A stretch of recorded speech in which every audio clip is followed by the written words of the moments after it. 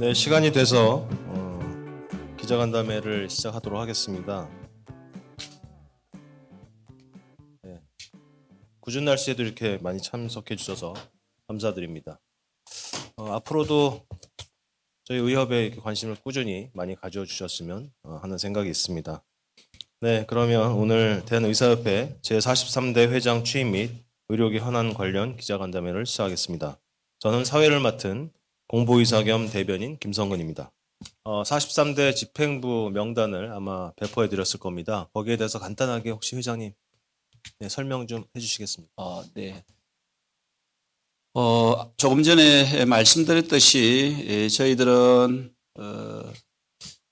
신구 세대를 조화롭게 저희들이 잘 만들었다 그렇게 생각하고, 특히 이제 가장 중요한 것은 제가 협회장에 출마했을 때 공약 사항으로 말씀드렸던 부분들 중에 가장 중요한 것이 현 의료 사태의 주축은 역시 전공의와 의대생들이라고 생각하고 있습니다. 그들의 목소리가 잘 반영될 수 있는 조직화가 가장 중요하다 판단하였고, 그 판단의 기점으로 기본으로 해서 저희 박단 전공의 비상대책위원장님이 저희 부회장으로 같이 임명되어 아마 이 문제를 같이 해결해 나갈 것이다, 그 말씀드리고, 또 특히 이 젊은 전공의들과 특히 여기 아직까지 차후에 이제 인선 발표가 좀 추가될 부분들이 있는 부분에 있어서는 아마 의대생들의 역할도 중요하다, 그렇게 같이 생각하고 있습니다. 그 외에 이제 경험 많으신 우리 박명화 상검 부회장님, 그 외에 이제 젊고 유능한 이사진들로 꾸렸고, 특히 향후에 저희들이 가장 중점적으로 대처해야 될 부분들, 정책적인 부분들, 그리고 보험적인 부분들, 그리고 법률적인 부분들, 그리고 대외 협력 파트 부분들에 대해서 경험 많으신 분들과 참신하신 분들로 구성을 했습니다. 특히 이제 저희 이제 그동안 대한의사협회가 개원이 단체라는 이런 오명에서 좀 벗어날 수 있도록 대학 교수님들을 이번에 대변인님과 더불어서 다양한 역할을 할 수 있는 자리에 같이 포진을 했다, 그 말씀 또 추가적으로 좀 드립니다. 여하튼 신구 세대가 잘 어울려서 지금 현재의 의료 난국을 해결할 수 있도록 그렇게 이번에 인선 작업을 완료했습니다. 이상입니다. 네, 감사합니다. 네, 이어서 질의응답 시간입니다. 질의응답은 먼저 사전 질문을 해주신 기자분들이 계셔서요. 거기에 대한 답변을 먼저 회장님이 이어서 해주시고, 거기 이후에 현장 질의응답 시간을 갖도록 하겠습니다. 그리고 시간 관계상 여러분의 모든 질문을 받지 못하기 때문에 일부 질문들은 제가 대변인으로서 답변 드릴 수 있는 기회가 있을 것 같습니다. 네, 먼저 7개의 사전 질의에 대한 답변을 먼저 드리도록 하겠습니다. 혹시 여기 이제 제가 기자분 소속과 성함을 불러드릴 텐데요. 일단 편의상 제가 대신 질문하는 것으로 하고 답변을 회장님께서 해주시는 것으로 하겠습니다. 쿠키뉴스 뉴스의 신대현 기자께서 질문했던 내용입니다. 의학교육이 부실해질 것이라는 우려가 나온다. 의협 차원의 TF를 구성해 개강 후 학생들의 수업 불만을 접수한다든지 등 의협에서 생각하는 의학교육의 정상화 방안은 무엇인가? 라는 질문이 있었습니다. 실제적으로 의학교육이 좀 부실하다는 지적을 의대 교수님, 학생 양쪽 모두 다 그동안 계속 이야기해 왔습니다. 그리고 교육에 문제가 없다고 이야기하는 것은 또 정부였습니다. 저는 치밀성으로 그렇기 때문에 정부가 마스터 플랜을 제시해야 된다고 촉구한 바 있습니다. 이런 마스터 플랜이 나와야 의대 교수 또는 학생들이 수긍을 할 것이고 교육이 정상화될 수 있다고 보고 있습니다. 그 이유가 돼야 학생들 수업 불만이라든지에 대한 이야기를 들을 수 있다고 보고 있습니다. 돌아가지도 않는 학생들의 의견을 모은다는 것은 일단 순서가 맞지 않다, 그렇게 보고 있습니다. 네, 이어서 중앙일보 최혜선 기자, 아시아투데이 이서연 기자께서 해주신 질문입니다. 내년도 정원을 논의해야 한다는 목소리가 의대 교수 중심으로 나옵니다. 전공의들은 전면 백지화 입장을 밝히고 있습니다. 절충점을 어떻게 찾을 것인지 내년 정원에 대한 의협의 명확한 입장이 궁금합니다. 여러 번 말씀드렸던 바와 똑같습니다. 의대 교육을 어떻게 정상화할 것인가가 가장 중요하고요. 그 부분에 대한 마스터 플랜을 저희들이 요구하는 이유가 여러분도 잘 아시겠지만은 실질적인 교육이 불가능한 상태지 않습니까? 네, 그 부분에 대한 명확한 이야기를 좀 해줬으면 좋겠다. 오히려 뭐 기자께서 질문한 내용 가지고 오히려 23년 정부보다 감원해야 된다는 목소리가 더 큰 사실이지 않습니까? 정부의 교육에 대한 의견을 먼저 보겠습니다. 이상입니다. 네, 다음 질문은 중앙일보 최혜선 기자께서 해주셨습니다. 의협이 의료계 대표 단체임을 여러 차례 강조하시는데 의료계의 단일안이 나올 수 있나? 어떻게 뜻을 모을 것입니까? 이런 질문입니다. 우선 뜻을 모으는 것은 뭐 듣는 것부터 시작이 된다고 보고 있습니다. 그래서 과거처럼 많이 들어왔었고 또 현재도 듣고 또 내용들을 저희들이 정리해 나가고 있는 단계다. 그렇게 무슨 말씀을 드리고 누누이 강조하지만은 현 사태의 주인공은 전공의 의대생입니다. 그들과 함께 그들의 또 지원 부분이라든지 조율하는 것이 역시 협회의 역할이다. 그렇게 생각하고 있습니다. 네, 다음은 역시 중앙일보에서 들어온 질문입니다. 취임사에서 회의체를 탈퇴하지 않겠다는 표현은 의정협의체를 할 수도 있다는 뜻으로도 읽힌다. 정부와 대화 가능성이 열리는 것인지 아니면 상설화가 가능한 것인지 질문드립니다. 네, 실제적으로 뭐 협의체는 그동안에 이제 저희들이 회의체에 있을 때 이제 탈퇴하는 방식으로 어떤 아마 저희들의 어떤 향이 표시가 계속 되어 왔던 부분이 있습니다. 그렇지만 이제 저희들이 원하는 어떤 소기의 성과를 이루내는 데는 좀 한계가 있었다는 점도 저희들이 인식하고 있습니다. 그러다 보니까 이제 사실 이런 곳에서 뭐 다양한 수단 방법들을 통해 좀 저희들이 이제 아젠다를 주도해 나가는 이런 부분도 좀 있어야 될 거라고 보고 있고요. 지금 현재 여러분도 잘 아시다시피 의계 특위와 같은 이런 위원회가 불쑥불쑥 만들어지는 것에 대해서는 저는 적절하지 않다고 보고 있습니다. 가능하면은 상설기구가 만들어지고 그다음에 이제 심도 있는 어떤 토의가 논의가 돼야 된다고 보고 있지만은 지금 현재의 구조는 일방적인 형태로 진행되고 일방적인 결정이 나는 구조라면은 저희들은 이런 어떤 협의체는 필요하지 않다. 그리고 그런 특위에 참여는 하는 것은 옳지 않다고 생각하고요. 덜 강조해 왔듯이 대통령 직속의 의계특위가 추진하는 현재의 정책들은 저는 전면 중단되어야 된다고 생각하고 있습니다.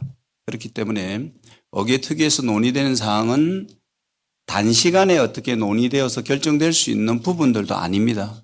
그렇기 때문에 그건 중장기적인 계획을 가져야 되는 부분들이기 때문에 저희들이 현재 진행되고 있는 이런 특위들은 중단되는 게 맞다. 그렇게 보고 있습니다. 다음은 연합뉴스 오진송 기자의 질문입니다. 현재 국회에서 의대 정원 등 적정 의사인력 규모를 논의하기 위한 의사인력 수급 추계위원회 구성 관련 법안이 발의돼 있고 조만간 통과될 가능성이 있어 보입니다. 의협은 추계위의 위원을 추천할 예정이신가요? 라는 질문입니다. 지금 현재 국회에서 논의되고 있는 추계위원회의 공정성 그리고 그 결과를 결정하는 어떤 건정심, 보정심의 다양한 어떤 현재의 구성 요건으로 봐서는 상당히 불합리하다고 보고 있습니다. 그렇다면 저희들이 요구했던 것처럼 어떤 공정성과 합리성을 담보로 하는 추계위원회 같으면은 저희들이 충분히 의견을 개진할 수 있다고 보고 있습니다. 그러나 지금 현재처럼 경영자 입장이라든지 어떤 특정 직역의 이해관계를 대표하는 경우에는 저희들이 참여하면 안 된다는 게 대한의사협회의 생각입니다. 네, 다음 질문은 더 팩트 조채원 기자께서 해주신 질문입니다. 김태구 회장님께서는 의대생들과는 어떻게 소통하고 계시는지, 이들이 최우선적으로 바라는 점은 무엇이라고 생각하시는지 질문이 있었습니다. 소통은 처음 말씀드렸지만은 경청하고 듣는 것이라고 보고 있습니다. 그들이 현재 가지고 있는 생각들, 그들의 앞으로 미래를 위한 생각들 경청하고 듣고 있습니다. 그동안 그런 역할을 해왔다고 보고 있고 앞으로도 그런 역할에 충실하겠습니다. 그리고 그들의 목소리가 반영될 수 있도록 우리가 구조적인 변화를 가져갈 것이다라는 말씀을 드리고 언제나 지금처럼 소통해 왔듯이 앞으로도 같이 논의하는 구조를 만들어 나갈 것입니다. 네, 사전 질의 질문 답변은 여기까지였습니다. 현장 질의를 진행하도록 하겠습니다. 현장 질의를 해주실 분께서는 손을 들어주시면 저희가 마이크를 드릴 거고요. 마이크를 받으신 기자님께서는 소속과 성함을 밝혀주시고 질문해 주시면 되겠습니다. 네, 여기서 제일 먼저 손 드셨는데요. 네. 네, 아시아투데이 이서연 기자입니다. 의협이 의학 교육에 대해서 정부의 마스터 플랜이 먼저라고 주장을 하면서도 정부가 의료계 사정을 전혀 이해하지 못한 탁상 행정이다라고 비판을 늘 하고 계시는데 정말 정부가 2025년에 의대 증원 백지화를 발표할 때까지 어떠한 가이드라인도 제시할 계획이 없는지 그것만이 유일한 해결책인지 한번 여쭙고 싶습니다. 당연히 정부가 가이드라인을 제시해야죠. 지금 현 상황에서 이 사태를 일으킨 당사자가 누군지를 한번 늘 제가 돌아보라고 하는 이유가 그렇습니다. 문제를 일으킨 당사자가 그 정책에 대한 대안과 해결점도 같이 내야 되는 것입니다. 그렇기 때문에 저희들이 그 요구했었고 가장 요구의 주 포인트가 뭐냐 그러면은 실제적으로 교육이 되지 않습니다. 되지 않기 때문에 어떻게 교육이 되는가에 대해서 저희들이 물어보는 것입니다. 물어보면 정부가 답을 해야지 왜 저희들이 가이드라인을 제시해야 되는지 저는 잘 이해하기가 어렵다. 그 말씀으로 답변을 대신하겠습니다. 네, 다음 질문 받겠습니다. 예, 지진의 코리아의 김현균 기자입니다. 2026학년도 의대 정원 증원에 대해서 정부 당국자들은 당초 제로 베이스에서 논의할 수 있다라고 하더니 다시 이제 숫자를 염두에 두고 협의할 계획은 없다라고 합니다. 그러니까 이른바 정부의 이런 조건 없는 협의를 하자라는 정부의 이런 이견들이 현 사태, 그러니까 소위 말하는 의료 정상화에 해결하는 데 도움이 된다고 보시는지 궁금하고요. 또 하나는 정부가 최근에 제시한 전공의 특례에 대해서 정부는 대승적 결단, 신뢰 회복을 위한 대승적 결단이라고 표현을 하던데 아까 말씀하신 것처럼 이런 신뢰 회복을 위해서 의협이 요구하는 것은 마스터 플랜 외에도 또 어떤 게 있을지 들어보고 싶습니다. 사실 처음에 말씀드렸듯이 저희들이 이전에도 요구했던 것은 숫자에 대한 부분이 아니었습니다. 근데 어느 순간부터 우리가 본질과 다르게 숫자 부분만 논의가 되어 왔고 그것이 현재까지 저는 이어졌다고 보고 있습니다. 이 문제가 발생했던 가장 근본적인 원인은 기피가를 지원하지 않는 부분들이었지 않습니까? 근데 그런 부분은 어느 순간 다 사라졌지 않습니까? 그래서 지금 현재도 여전히 숫자 노름에 좀 매몰되어 있다라는 점, 그리고 그런 부분을 정책 당국자들이 조금 혼선이 많은 것 같아요. 내부적으로 논의되지 않았는지 어떤지는 모르겠지만 어느 분은 제로 베이스라고 했다가 국회에서 말씀하실 때는 감원도 가능하셨다고 그랬다가 어느 순간 복지부에서는 그렇지 않다고 이야기하시고 자 이제 그런 상황에서 대한의사협회가 이 부분에서 어떤 스탠스를 취할지는 기자님도 명확하게 아시리라 보기 때문에 저는 그것은 도움이 전혀 안 된다는 말씀을 드리고 그리고 전공의 특례 부분 수련 특례 부분에 대한 말씀을 안 하시는데 그것은 제가 볼 때는 늘 주제에 벗어나서 어떤 하나의 임시 방편적인 대안으로 늘 제시를 했습니다.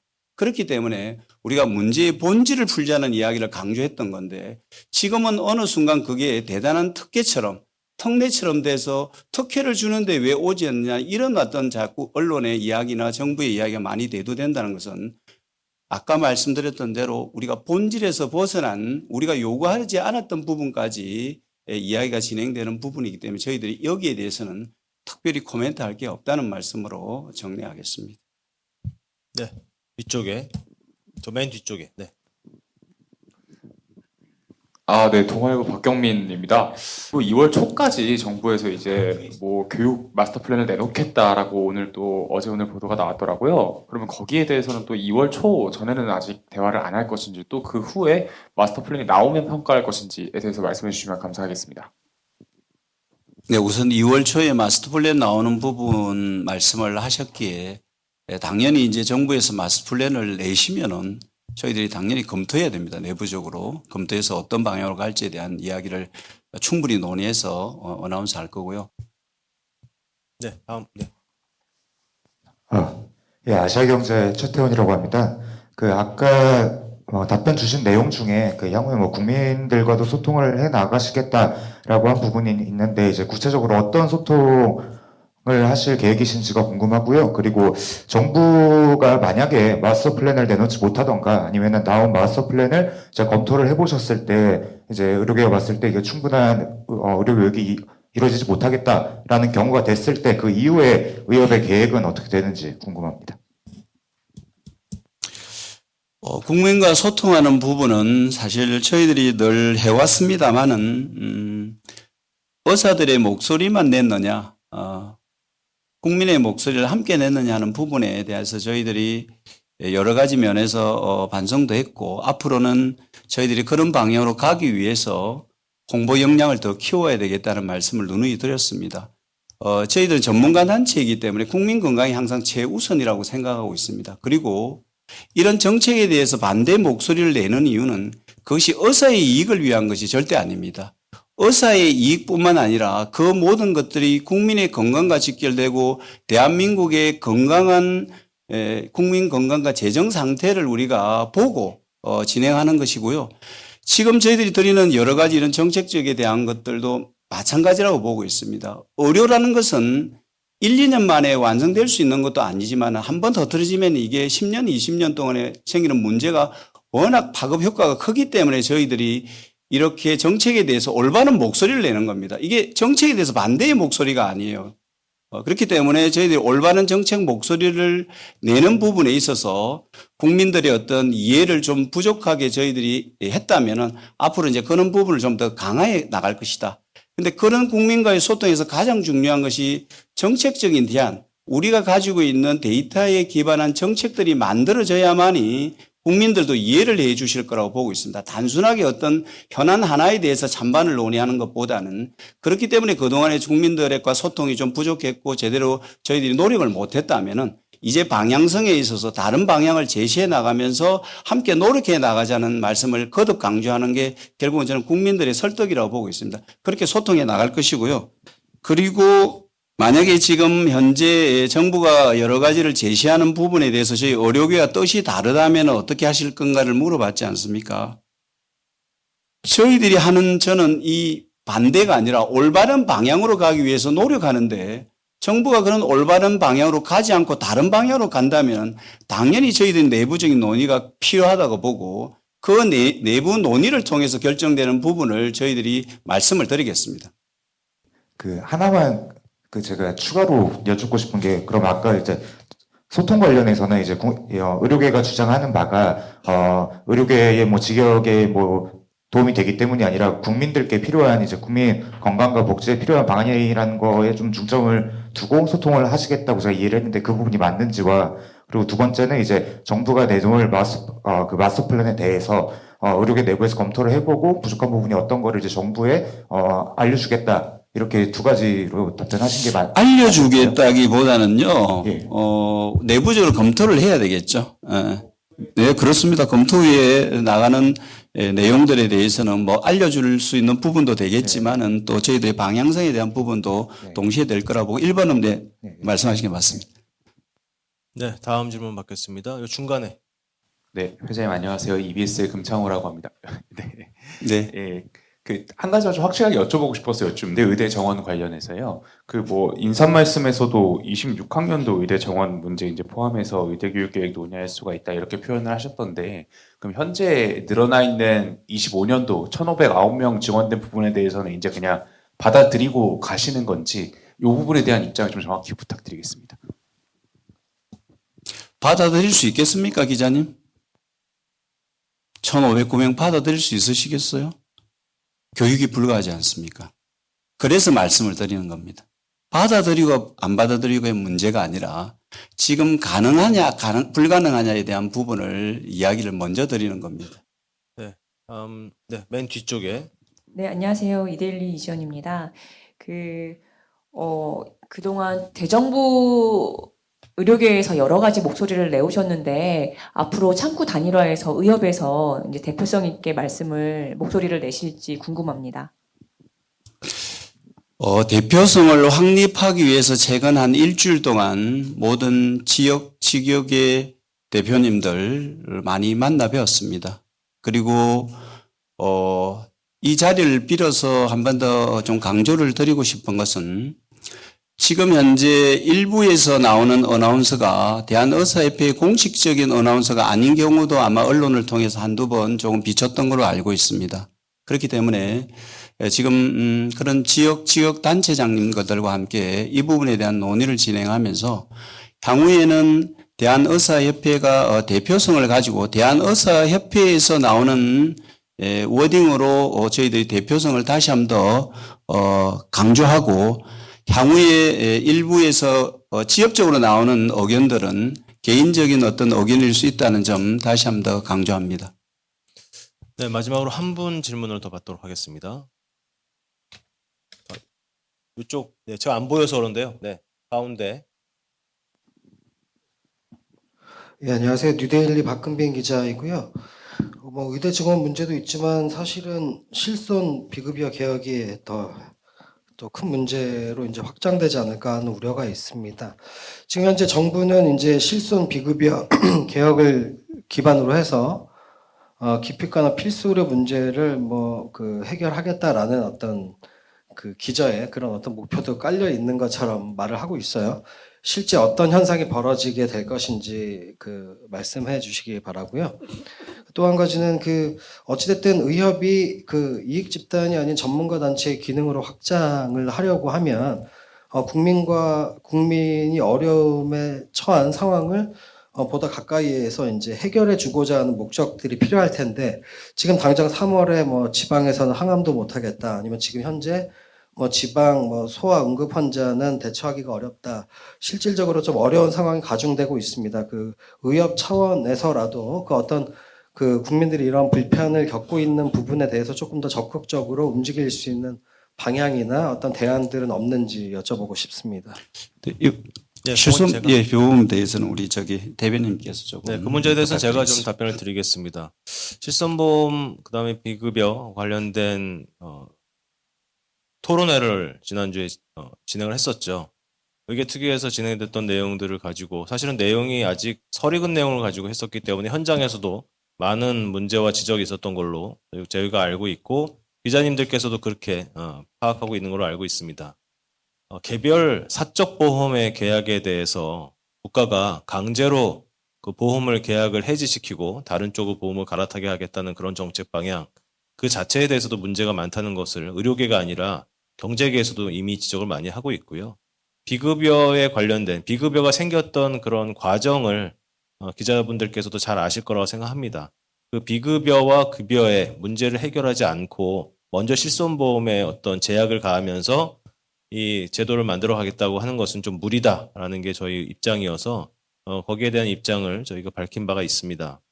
그리고 말씀해 주신 3월의 항암, 소아 이미 오래전부터 시작됐던 문제라고 저희가 지적을 했었고요. 거기에 대해서는 가장 크게 이 문제를 촉발시킨 게 작년 2월 달에 2,000명 의대 정원 증원을 발표했던 복지부의 발표부터 시작됐던 내용이라고 저희가 파악합니다. 물론 각 지역에서 열심히 노력해 주시는 분들께서 열심히 하고 있지만 못 막는 부분도 있고요. 거기에 대해서 저희가 해결해야 될 부분도 있어서 저희 의사협회에서도 앞으로 그런 부분을 열심히 파악해내고 거기에 대한 대안을 열심히 제시할 수 있도록 하겠다는 게 현 회장님과 집행부의 생각이라고 봐주시면 되겠습니다. 네, 여기까지 저희 현장 질의응답을 마치고요. 좀 아쉬우시겠지만 저희도 오늘 그 명단 발표해드린 집행부 첫 번째 회의가 오늘 진행이 됩니다. 그 회의가 진행이 되면서 저희 집행부의 방향, 그 다음에 디테일한 내용들이 결정이 되겠고요. 거기에 대한 내용들을 앞으로 자주 전달드릴 수 있도록 저희가 노력하겠습니다. 네, 그러면 이것으로 대한의사협회 제43대 회장 취임과 의료계 현황 관련 기자 간담회를 마치도록 하겠습니다. 회장님 감사드리고요. 바쁘신 와중에도 간담회에 참여해주신 많은 기자 여러분 감사드립니다. 감사합니다.